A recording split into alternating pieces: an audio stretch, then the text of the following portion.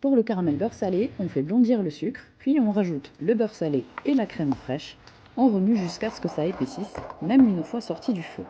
On l'ajoute au chocolat blanc et on verse la crème chaude pour faire fondre le chocolat. On rajoute ensuite la crème froide, puis on va filmer au contact pour pouvoir ensuite le réserver au frais plusieurs heures.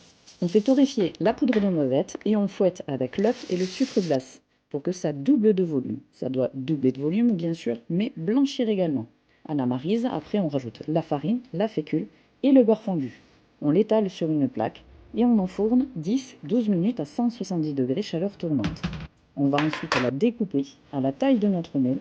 On dépose ensuite une couche de craquant de praline. C'est vraiment trop bon.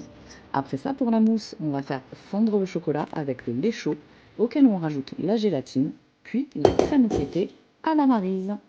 Nous allons ensuite chemiser une fine couche dans le moule, puis le placer au congélateur. Ensuite, on va remettre donc notre ganache à monter, puis on va la mettre dans notre moule à insert. On tapote bien, puis on va la placer au congélateur.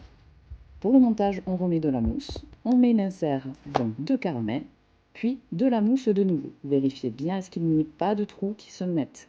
Après ça, nous allons finir par notre biscuit et on congèle de nouveau. Après ça, on finit par l'enrobage de notre glaçage rocher qui est vraiment trop bon. Il faut vraiment encore une fois qu'il n'y ait pas de trou. On va s'en assurer. Puis après, on va le déposer sur notre semelle. On passe ensuite à la décoration.